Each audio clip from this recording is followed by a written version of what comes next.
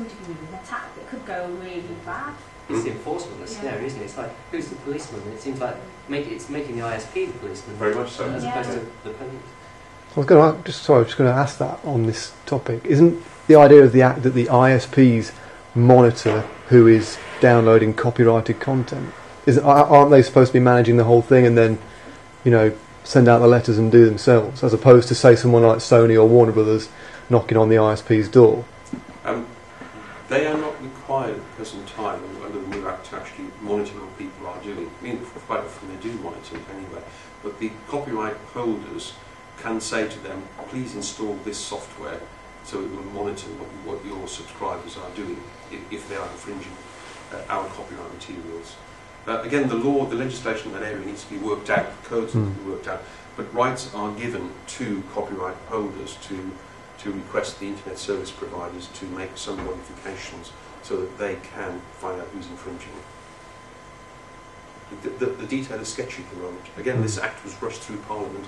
A lot of it is going to be in codes of practice that are going to come into force in the next few months. You, sir. It's following on from what Ben mentioned before, because my main online activity is blogging, and I'm a bit obsessive about it sometimes, since maybe I can put 3 or 4 different blog stories a day onto my blog, and the thing with me is always getting a nice photograph to put in it, and the number of times that I've been at events here, 2 or 3 times a week, I've used every possible picture I can find on Phoenix Square, and I've got some of Ben's photos, so it makes me Guilty man. 5 hours later. But so going to somewhere like Flickr and just searching for a picture of Phoenix Square and just taking a picture of there and sticking it on the blog, that seems to me the kind of thing I might have to stop doing unless I can specifically ask permission from people. So is it really about do you get into trouble if you're doing this for purposes of commercial gain or avoiding paying for something or anything to defraud somebody?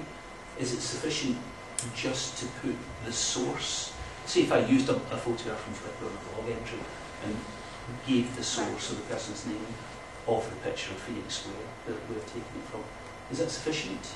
Do I have to contact that person, ask permission, wait for weeks and weeks till they email me back to put that picture on or something?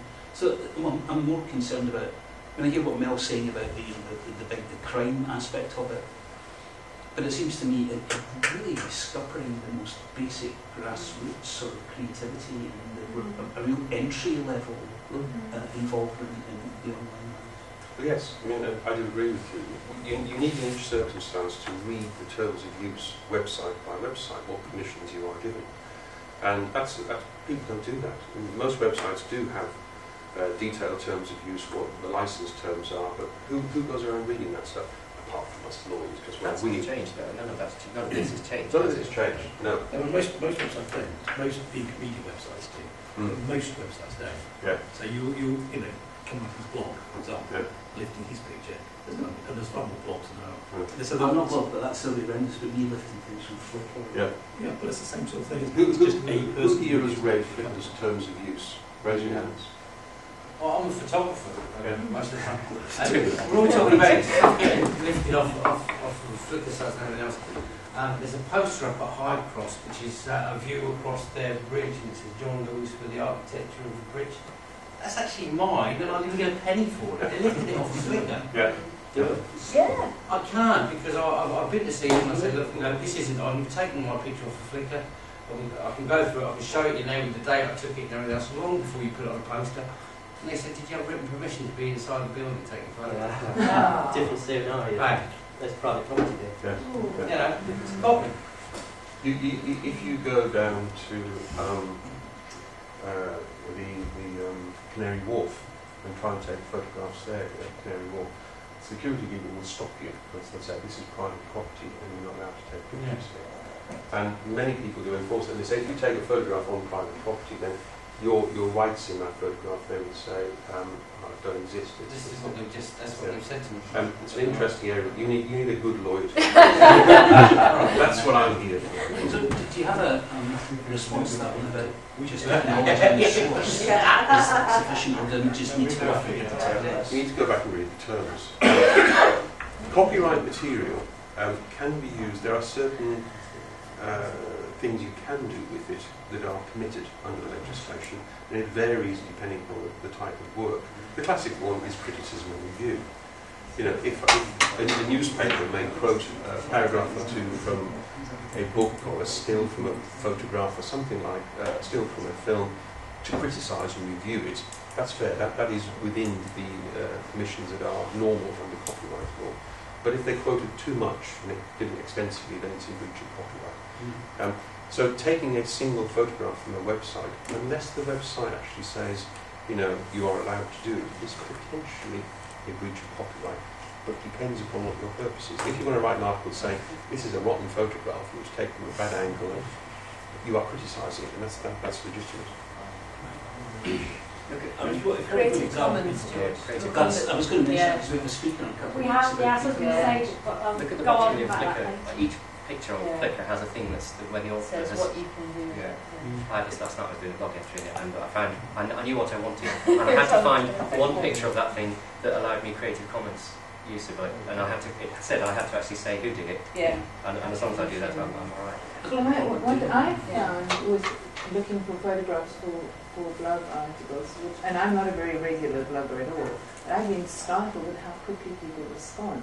So for me, this issue of do I have to ask them, I found that when I do ask them, I get a response very, very quickly, and that's because if people's stuff is in the online medium, then they operate on that kind of time scale anyway, and they understand that normally you want to know as soon as possible. So just from a pretty practical point of view, not a legal point of view, I haven't really found that difficult. I mean, I don't post 4 times a day, but but I mean, you know, within 24 hours, I quite often have an answer if I've had to It ask. also depends what sort of question you're asking, doesn't it? Yes. Because if you're asking another blogger, then the answer is probably going to be yes. But if I give you an example, we're going through at the moment the Mercury, and all newspapers are going through the World Cup. It's a complete and utter nightmare because FIFA claimed the copyright of so much stuff around the world, including the words World Cup. So editorially, we don't have a problem with it because, as John says, we use fair use and we write about it. There's not an issue around news and all that sort of areas. The minute you try to do any more promotion, for example, or the minute you try to sell an information based on anything to do with the World Cup, you watch it all around the country. They're not called World Cup supplements. They're called Soccer Extravaganza, or Summer of Football, or South Africa. Even South Africa 2010, you're struggling with it. You know, we have a massive list of things you can and can't do. And if you were, for example, go to FIFA and say, actually, we want to use that picture of Ronaldo you've got sitting on, the answer would just be no, unless you're going to pay out.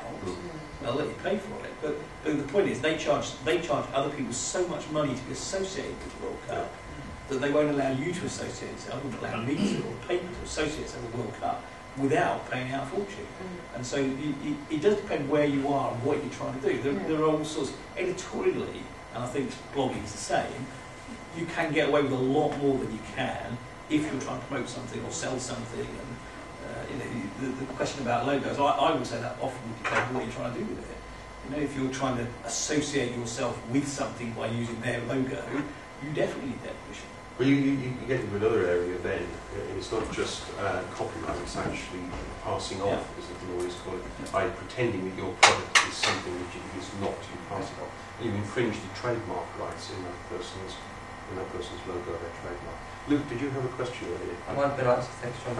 I wasn't ignoring you, honestly. I was just trying to Yeah. Okay, I think I've taken enough of your time. Thank you for being patient and listening to me. It's been really, really good.